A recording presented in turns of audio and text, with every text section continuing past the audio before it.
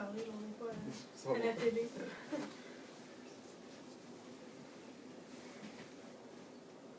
Bonjour. Bonjour! Alors cette semaine, comme question Facebook, on va vous poser la question. Est-ce qu'une personne qui a déjà été hypnotisée une fois est plus facile à être hypnotisée une deuxième ou une troisième fois? On est pas mal bon avec les réponses qui sont oui et non. C'est encore le cas cette semaine. Donc, comment je peux bien l'expliquer? Ben, c'est sûr que si une personne a déjà été hypnotisée, elle connaît le chemin dans un sens. C'est pas vrai qu'on ouvre une porte vers l'inconscient qui reste ouverte, là. C'est faux de croire ça. Simplement que la personne, vu qu'elle a déjà connu cet état-là, c'est plus facile de y ramener à cet état-là. Mais c'est elle-même qui se le fait en fait, parce qu'on le sait, toute hypnose est à la base de l'auto-hypnose. La personne s'auto-suggère qu'elle va être plus facile à être hypnotisée vu qu'elle a déjà été hypnotisée.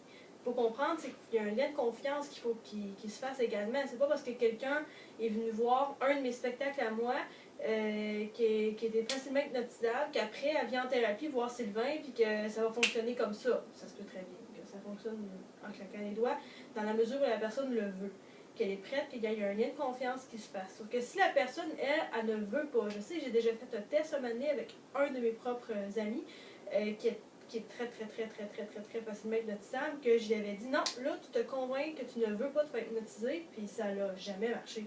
Encore aujourd'hui, s'il ne veut pas, ça ne fonctionnera pas. Donc c'est pas une question d'être sous l'emprise de, il n'y a pas de contrôle ou de manipulation, c'est pas, l'hypnotiseur n'est pas là en haut à faire au compte de toi, vous dormez, non, on travaille ensemble. Donc c'est ça l'important. C'est d'ailleurs pour ça que les spectacles que j'offre, c'est toujours extrêmement respectueux parce qu'on travaille ensemble. Mon but, c'est que tout le monde ait du plaisir. Même les personnes qui sont sur scène. Principalement les gens qui sont sur scène. Donc, oui, c'est plus facile dans la mesure où la personne le veut.